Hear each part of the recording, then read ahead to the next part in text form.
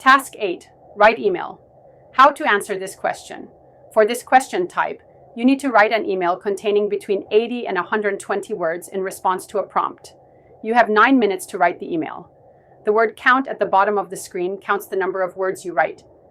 There are also cut, copy, and paste buttons, which you may use while constructing your response. Prompt length is text up to 100 words. Skills assessed is writing. Time to answer is 9 minutes. Test tips analyze the task. Before you write anything, note keywords in the prompt. Find out who the email needs to be addressed to, what the purpose of writing the email is, and what details need to be included in your email. The details you include should be relevant to the 3 bullet points in the prompt. How this question is scored. Your response is judged on your ability to write an appropriate email on a given topic. Your score is based on 7 factors. Content. Does your response address the topic? Content is scored by determining if all aspects of the email prompt have been addressed adequately and appropriately in your response. The appropriateness of the details used to support the purpose of your email is also scored. If your email does not address the prompt, you will not receive any score points for your response on any of the 7 factors. Your response will be scored 0. The best responses directly address the requirements of the email prompt and provide information that covers all 3 bullet points. Email conventions. Does your response use appropriate email conventions? Email conventions are scored by examining whether they are apparent, appropriate, and have been used correctly in keeping with the format of the task. Your response should include a salutation, an introduction, a conclusion, and a farewell. Form.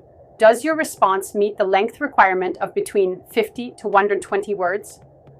Form is scored by counting the number of words in your response. You will receive full credit if your email is between 50 and 120 words. If your response is under or over the required length, then there will be a penalty to the score given for form. If your response is significantly under or over the required length, then you will not receive any marks for form. Organization. Is your response clear and easy to follow? Organization is scored by examining if your ideas are presented logically and are clearly organized in your response. Transitions should be used where appropriate to guide the reader of the email through the response. Themes and their related ideas should be organized together and clearly linked to the overall purpose of the email. Grammar usage and mechanics. Does your response demonstrate correct grammatical usage and consistent control of standard written English? Grammar usage and mechanics are scored by examining sentence structure, punctuation, and capitalization. The best responses contain high proportions of grammatically correct complex sentences that clearly communicate the intended meaning. Vocabulary range. Does your response demonstrate command of a broad vocabulary range? Vocabulary range is scored according to the variety of words in your response and their appropriateness to the context of the given situation. Spelling.